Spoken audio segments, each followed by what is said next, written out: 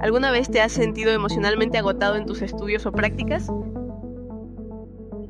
Sí, al inicio fue un poco complicado acostumbrarse al ritmo de cada empresa, pero al final ya te vas acostumbrando y cada vez mejoras.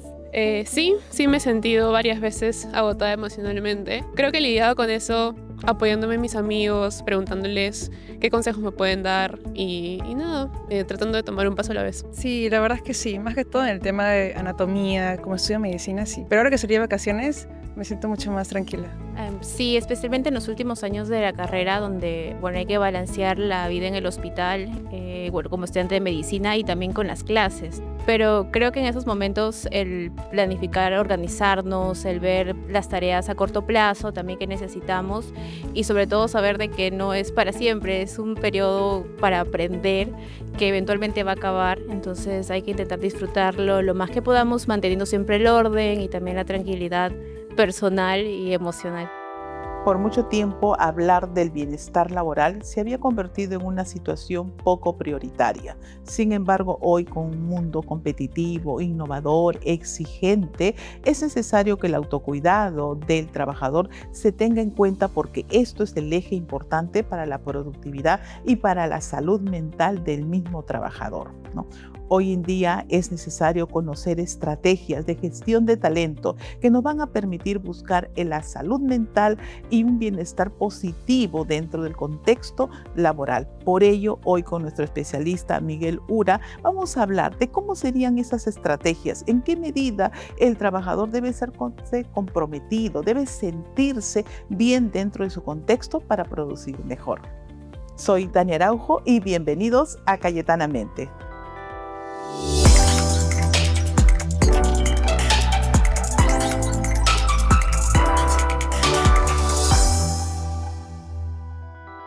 Miguel, bienvenidos a Cayetanamente, especialmente para hablar de un tema que seguramente por tu experiencia vas a darnos esas pinceladas para hablar sobre la salud mental dentro del empleado. ¿Cómo te encuentras?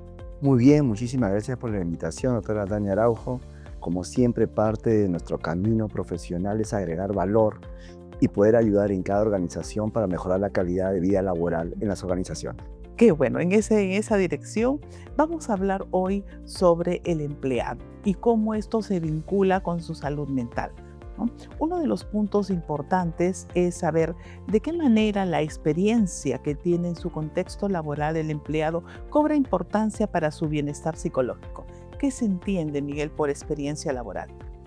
La experiencia, primero en el tema del bienestar psicológico de las personas, hoy por hoy, todas las organizaciones, las empresas con una cultura sólida, más que un objetivo, lo colocan como parte estratégica. Hay muchas investigaciones que han señalado que el bienestar psicológico tiene un alto retorno de inversión. Eso quiere decir que incrementamos productos, incrementamos servicios, incrementamos ventas. Pero este bienestar psicológico en las organizaciones no viene por sí solo, ¿no? Viene con una estrategia que hoy por hoy ya tiene 5 años o un poco más en la gestión de talento humano, que se llama el Employee Experience o la experiencia del empleado, ¿no? Entonces, esta experiencia del empleado se relaciona con dos puntos muy, muy delicados, muy puntuales, que tiene que ver primero con la memoria y con la emoción.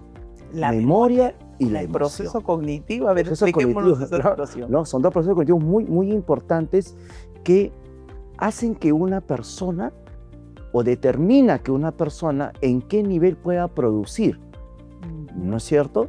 Entonces, este viaje de la experiencia del empleado, ¿dónde inicia? Inicia en lo que llamamos hoy día el onboarding, el bienvenido. Es más, inicia más antes.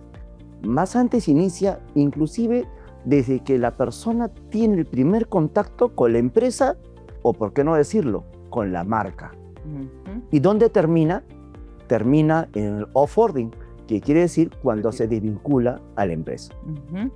Ahora, esta parte que señalamos que la experiencia no va a nacer simplemente por tener años de trabajo, ¿no? Sino más bien porque va interiorizándose, no propiamente repetimos, ¿no? Situaciones que van enriqueciendo a la persona, ¿no? Nos gustaría saber esto que tú nos señalas, este proceso, ¿no? ¿Cómo es que así se da, cómo se enriquece para ser, digamos, una persona productiva y satisfecha laboralmente? Muy bien.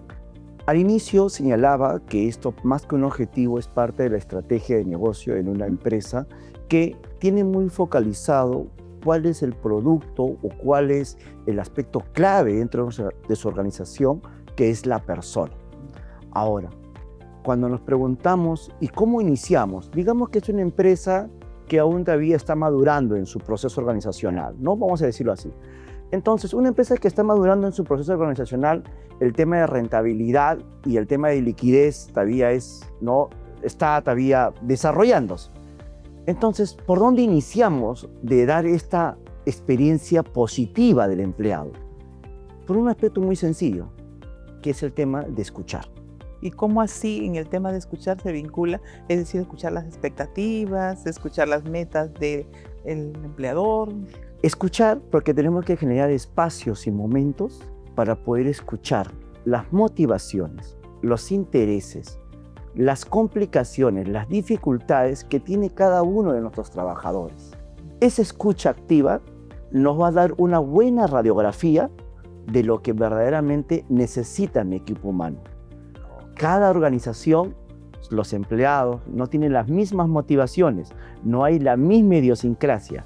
En consecuencia, para yo desarrollar o implementar una estrategia sobre la experiencia del empleado y fortalecer cada uno de mis procesos de recursos humanos, sea reclutamiento y selección, sea desempeño, sea capacitación, sea bienestar, sea salud y seguridad, van a partir obviamente los aspectos objetivos técnicos que rigen las normas, pero también de las necesidades que puedan tener nuestros trabajadores. Miguel, qué importante esto que nos señalas, porque estamos viendo dos miradas, ¿no?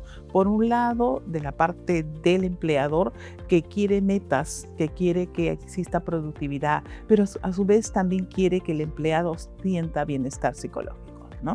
Pero para ello, escuchar a quién tiene, ¿no? Cómo se puede vincular las expectativas de la empresa con las expectativas personales, es un dúo bastante importante, ¿no? Sí, es bastante importante e interesante, ¿no?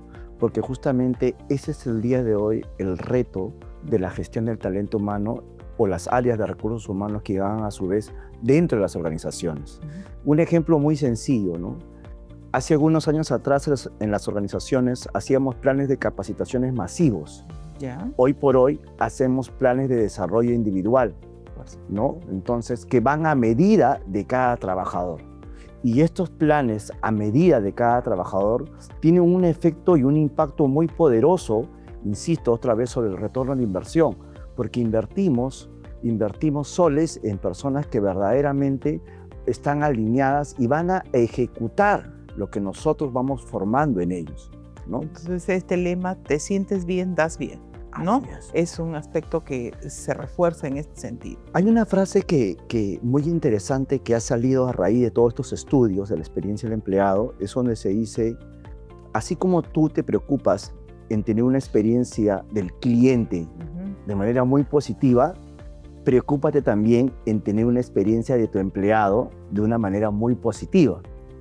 Porque ahí está, digamos, el potencial, ¿no? Así es. Pero justamente en esta situación de buscar una experiencia positiva, se va a encontrar condiciones que no van a favorecer, ¿no? Condiciones que de repente necesitan apoyo, motivación, búsqueda o de repente desarrollo de potenciales para que se logre este vínculo, ¿no? ¿Cómo así se puede intervenir en ese aspecto? Quizás no se quedó muy claro esta idea de la escucha, ¿no? Porque eso va un poco a la pregunta que usted realiza, ¿no? Para implementar una estrategia de la experiencia del empleado tenemos que conocer bien a nuestro equipo. Claro que sí. Y eso parte de un diagnóstico. Hoy por hoy, y eso también es interesante, ¿no? La tecnología cómo ha contribuido de manera significativa en análisis de datos, en feedback de manera mucho más inmediatos y no esperar después de 4 meses dar retroalimentación, sino inclusive en tiempo real, no tener reuniones, de no que a veces teníamos problemas de trasladarnos, hoy podemos tener reuniones virtuales. Entonces, todas esas estrategias tecnológicas ayudan significativamente para poder escuchar y para poder hacer un análisis, y acá viene cuando hablaba de la tecnología, no solamente cualitativo con la escucha, sino también cuantitativo con el análisis de los datos. Cuando partimos de ese diagnóstico, podemos diseñar, ¿no? claro, ¿no? Podemos diseñar estrategias muy puntuales. Si queremos, hablamos un momento de la escucha, pero si queremos ganar datos duros, por ejemplo, podemos comenzar a medir cuál es el índice de nuestra rotación. Claro. ¿Cuál es el índice de nuestro ausentismo? Y ¿Cuál de es repente el por qué se da eso. Ahí va a explicar mucho. Miren, sin irnos muy lejos, nada más. ¿Cuál es el índice de accidentes laborales? O sea, ahora, hay muchas investigaciones que señalan altos niveles de estrés, altos niveles de accidentes laborales, ¿no es cierto?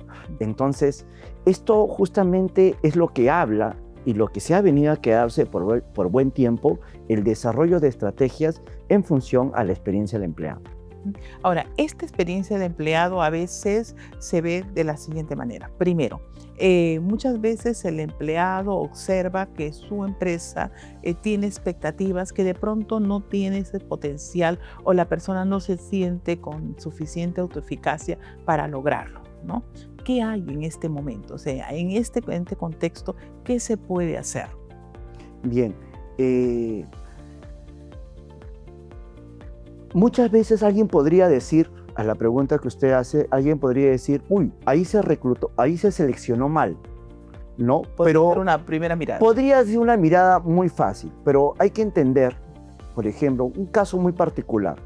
Tengo un trabajador con 8 años dentro de la organización y que no es el mismo después de la pandemia. Un caso muy evidente, ¿no? Claro, y es muy cotidiano, ¿no? Entonces, ¿qué es lo más sencillo? Lo más sencillo es desvincularlo. Pero si nos preguntamos el costo que nos puede traer esa desvinculación, ese despido, de experiencia, de aprendizaje, de posicionamiento, ¿no? De haber enseñado una serie de máquinas, entonces vamos viendo la mirada por el otro lado. ¿Qué puedo desarrollar con este trabajador, ¿no? En función a mejorar su calidad de vida dentro de la organización, ¿no? ¿Qué es lo que puedo desarrollar? De pronto, el soporte psicológico. Hace algunas semanas atrás, ya lo dijo este renombrado abogado laboralista, el señor Toyama, ¿no? Señaló la importancia del bienestar psicológico dentro de las organizaciones. Y esto, más que un comentario, ya obedece a una serie de artículos científicos de lo importante que es ese acompañamiento psicológico, ¿no? En las personas. Ahí nomás ya tenemos un punto. Un punto de un punto de trabajo, ¿no? Un segundo punto de trabajo es la cercanía, y algo que yo he venido trabajando en mi gestión es la cercanía y la fidelización, no solamente al trabajador, sino también a la familia. Claro, porque la familia representa lo que representa el trabajador. Al final trabajamos por la familia. Y hay estrategias muy sencillas con casi 0 costo en el cual, un ejemplo muy sencillo, mandar correos por fechas especiales a las familias de mis trabajadores. Claro, forma parte de vincularlos afectivamente, ¿no? De la persona no solamente se sienta que tiene un trabajo que le va a remunerar, un trabajo que le va a satisfacer de repente profesionalmente, sino un trabajo que también lo hace sentir bien como persona. Así es, ¿no? Y eso lo va a sentir no solamente el poder o la fuerza de fidelizar a una familia, cuánto uno va a desistir o cuánto uno va a cambiar la intención de abandono laboral. Claro, ¿no? Y ahí probablemente está la familia va a influir. Del compromiso también que tiene, ¿no? Por supuesto, ¿no? Por supuesto. Quizás pueda haber al costado, a derecha, izquierda, una empresa que quizás pueda dar, inclusive hay investigaciones que señalan esto, ¿no? Empresas que quizás puedan decir, mira, yo te puedo mejorar la condición remunerativa, pero si mi experiencia es positiva, si mi mi implicancia psicológica con la empresa es alta, va a ser bien difícil que Por deje ello la- se dice que es una habilidad tener gestión en el talento, ¿no? ¿Por qué? Porque realmente vamos a gestionar que la persona pueda ser productiva y no se sienta satisfecha frente a esa situación, ¿no? Creo que ahí creo que lo tenemos bastante claro, que es un ganar-ganar, es un win-win, ¿no? Gana la organización, gana también el trabajador.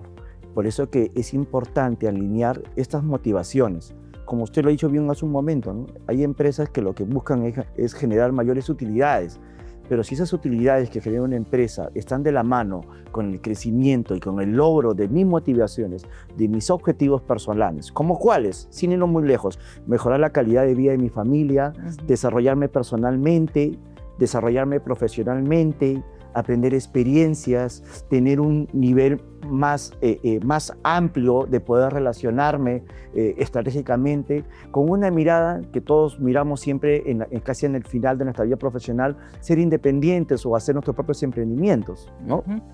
El otro lado, Miguel, viene a ser cuando la persona ha interiorizado un trabajo como parte de su vida, ¿no? Pero poco a poco se encuentra que las expectativas, los valores institucionales ya no son los mismos, ¿no? Como que va cayendo poco a poco, ¿no? Va degenerando esta situación. ¿Qué hacer en este contexto? Es el ciclo de la vida laboral. Es el ciclo de la experiencia del trabajador. El inicio, el viaje y el final del viaje. Las empresas, las organizaciones, como un ser humano, van cambiando. Claro. Van perdiendo los valores que inicialmente... No necesariamente Constituyentes. perderlos, sino por temas de estrategia de negocio, también sí. voy evolucionando, ¿no? Ujú. Todas las empresas han cambiado culturalmente después de la pandemia, ¿no? Ujú. En menor o en mayor medida. Hay empresas que han pasado de la primera generación a desarrollar a la segunda generación, a los hijos. Y eso han tenido inclusive cambios culturales, tecnológicos, físicos, ¿no? A nivel de infraestructura, de locaciones, ¿no? Entonces, ¿qué hacer con las personas que de alguna manera, bueno, en algún momento estaba alineado, motivado con las condiciones de mi organización, pero ahora que tengo más experiencia, que tengo otras ambiciones, también he cambiado mis valores, ¿no? He cambiado mi expectativa. ¿Qué hay que hacer ahí? Ahí viene lo que se llama el off-boarding. Hay que preparar la salida de ese trabajador. ¿Por qué? Porque hay que entender algo muy claro. Cada trabajador es embajador de nuestra marca. Y un trabajador que sale de nuestra organización va a llevar también nuestra marca, va a llevar su experiencia a otra organización, el cómo se va a sentir en algún momento. Ese trabajador que sale también nos va a referir como empresa. Entonces hay que preparar la salida. ¿Cómo hay que preparar? Por ejemplo, hay que capitalizar su conocimiento, su experiencia que ha tenido. Y Miguel, ¿y cómo podemos hacer eso? Hacer que lidere pequeños equipos de trabajo. Que extrapole a situaciones distintas, ¿no? Así es, ¿no? Comenzar a resaltar las experiencias o los proyectos que ha desarrollado con mucho éxito, al punto de hacer reuniones de salida, reuniones de trabajo, y en donde esto coronaría ya en un reconocimiento, porque han sido años de su vida de un trabajador, de una persona que ha dado su lealtad, su fidelidad, su trabajo, su tiempo, y esto de alguna manera no solamente fortalece a este trabajador que se va de la empresa, sino también sirve de motivación para los que se encuentran dentro de la organización. Ujú. Miguel, hay un aspecto importante que de pronto puede servir como sugerencia o recomendación. Casos como, por ejemplo, que la persona considera que ha trabajado por bastante tiempo, ya logró aprender lo que necesita y se siente como que estuviera en un tope ya de aprendizaje, ¿no? ¿Cómo hacer que esta persona se sienta bien, ¿no? Dentro del contexto laboral? Me ha hecho usted recordar una experiencia laboral que tuvimos y que lo hicimos como un piloto y al final pasó parte de ser un elemento cultural en la organización. Fue una experiencia que nació con un tema de orientación vocacional. Recuerdo mucho que la gerencia general lo veía con pinzas porque decía, tenemos profesionales, ¿cómo vas a hacer orientación vocacional? Pero la vocación no termina, continúa y crece a través de esas expectativas. Entonces, a su pregunta, uno podría decir que justamente esta capacidad de saber escuchar, analizar, estas oportunidades de feedback, que son claves en las organizaciones, y justamente hay investigaciones que hablan que los millennials demandan más feedback, ¿no? Entonces, este feedback ayuda a poder direccionar proyectos de vida de las personas. Claro, ahí está el asunto, ¿no? ¿No? Y Entonces, cómo estos proyectos de vida llegan a ser para las personas satisfactorios, ¿no? Tenemos entonces muchas oportunidades de buscar nuestro bienestar, ¿no? Pero al mismo tiempo tenemos que reconocer cómo nos encontramos dentro de la institución, lo que se quiere saber, ¿verdad? Así es. Entonces, las organizaciones, insisto, como estrategia, estamos muy empeñados en hacer esos trabajos humanos, ¿no? Gestión de personas, de poder verdaderamente gestionar lo mejor de cada persona, encontrar, motivar lo mejor de cada persona para que estas personas, por un lado, y creo que es el más importante, mejoren su calidad de vida como personas, logren sus objetivos y con esa misma motivación puedan atender y dar un mejor servicio y un mejor producto para el cual han sido contratados. Creo que es bastante sencillo de repente ponernos a pensar lo que tenemos que hacer, ¿no? Pero, ¿qué pasa si nosotros decimos, ya a modo de recomendación, qué no hacer? ¿Qué no hacer y que esto puede ser una situación mediadora de no sentirnos bien o nos puede causar insatisfacción laboral? Bien, lo que no debemos hacer es, primero, dejar de comunicarnos. ¿No? O sea, eso es algo que la falta de comunicación crea muchos sesgos. Y muchas investigaciones se señalan que los líderes, cuando no tienen muy bien desarrollada su capacidad de comunicación, generan muchos sesgos. La otra condición también es no medir procesos, no gestionar indicadores, pero no solamente indicadores como KPIs, que son los indicadores estratégicos, sino también indicadores enfocados en las personas, en la experiencia. Indicadores como medir, por ejemplo, tu nivel de satisfacción sobre determinados procesos o determinadas acciones que se realizan. Y lo tercero, porque la idea tampoco no es querer abarcar un montón de cosas, sino aspectos que realmente brinden calidad, es ese feedback continuo. Ese feedback en cada proceso de la experiencia de las personas dentro de su estadía en una organización. Y ese feedback no se acaba. El seguimiento es no definitivo porque cambian las situaciones, cambian las modalidades, ¿no? Cambian los tiempos, como lo hemos visto, y siempre necesitamos saber hacia dónde está dirigido nuestra productividad, ¿verdad? Así es. Entonces, ese feedback, como usted dice, no se acaba, porque con eso iniciamos. Miren, ¿no? Y lo voy a otra vez hablar en tres procesos muy puntuales. En el reclutamiento y selección, ¿cómo se siente un trabajador, un postulante que no aplicó al puesto, pero que le pudimos decir sus aspectos fuertes y los aspectos por mejorar? Como para mejorar. ¿Regresará? ¿Quedará? Voy a volver a postular otra vez porque va a querer ser parte de nosotros, ¿no? ¿Cómo se sentirá una persona que le hacemos una evaluación de desempeño y le damos un feedback objetivo sobre qué es lo que debe mejorar y qué es lo bueno que tiene, lo bueno que está haciendo para que inclusive él pueda enseñar? Y por último, qué interesante sería un feedback final a la salida de un trabajador y decirle objetivamente su contribución que ha hecho a la organización y a su equipo y lo agradecido que están. Y seguramente que eso va a lograr una pertenencia, ¿no? Permanente. Así se vaya de la empresa, la marca lo va a tener en su corazón. Ay, qué bueno, Miguel, qué bueno. Muchísimas gracias, ¿no? Ha sido una gran sugerencia para todos y yo creo que las personas que están como tú trabajando en buscar el bienestar psicológico, haciendo gestión de talento en personas, lo van a tener en cuenta. Muchísimas gracias. Un dato importante que tenemos que brindarles dentro del contexto laboral es el engagement emocional. ¿A qué nos referimos con eso? Nos referimos al vínculo que el trabajador forma con la institución y con los que participan en su institución. Este vínculo, esta conexión afectiva, hace de que éste pueda comprometerse mejor en las tareas, en las actividades que forman parte de la cultura laboral, y esto les brinda bienestar psicológico. Si una persona se desconecta, no existe un compromiso dentro de la empresa, probablemente comience a sentir disgusto, insatisfacción, y eso altera su salud mental. Por ello es importante que no solamente se vea un compromiso institucional, sino también un compromiso afectivo que ayuda mucho al cuidado de nuestra salud mental.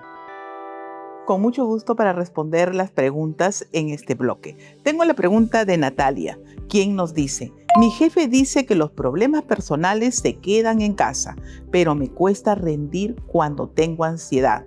¿Cómo se aborda esto en un entorno profesional? Mira, Natalia, en realidad es muy importante que hayas reconocido que tienes un estado emocional que molesta tu rendimiento laboral. Esto ya es un indicador importante para buscar ayuda profesional. En cuanto a lo que refiere a tu jefe, probablemente se refiere a que es innecesario que las personas tengamos una regulación conductual y también una autorregulación emocional, ¿no? Es decir, un control de nuestros problemas en el contexto laboral. Pero al mismo tiempo es necesario aprender a regular nuestras emociones para poder rendir mejor laboralmente. Luego tengo la pregunta de Luis. Luis nos dice: en mi empresa hay beneficios como yoga, mindfulness, pero el ambiente es tóxico. ¿Qué pesa más, el clima o los beneficios?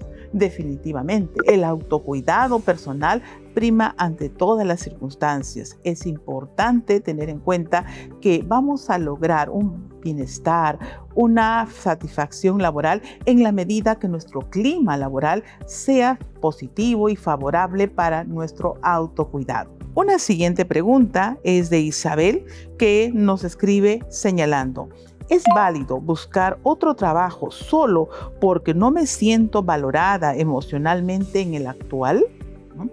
Esto es una autoevaluación importante. El saber y reconocer que no somos valorados o no sentirnos valorados dentro de nuestra tarea laboral hace que podamos reflexionar y tomar nuevas decisiones. Es importante ser autónomos y decidir en qué medida mi trabajo se ve reconocido y sobre todo me siento valorada frente a los logros que puedo lograr. Importante decisión. Oscar, finalmente, en una última pregunta nos dice: ¿qué tan importante es que las empresas hablen abiertamente de salud mental? Hoy en día es un elemento vital, ya que el trabajador necesita sentirse bien, como hemos visto a lo largo de todo este programa, lo importante que es el autocuidado, lo importante que es la búsqueda del bienestar psicológico para que podamos producir de manera favorable y también nos sintamos realizados profesionalmente. Por lo tanto, va de la mano la salud mental con nuestra realización laboral. Bien, a lo largo de este programa hemos podido darnos a conocer cómo es que el compromiso laboral, cómo es que el cuidado de la salud mental se hace importante, y con nuestro especialista Miguel Ura nos ha dado esos tips importantes para que nosotros podamos fortalecer nuestra salud mental dentro de nuestro contexto laboral. Muchísimas gracias por el programa de hoy y continúenos viendo en nuestro canal digital cayetano.plus y escucharnos por Spotify.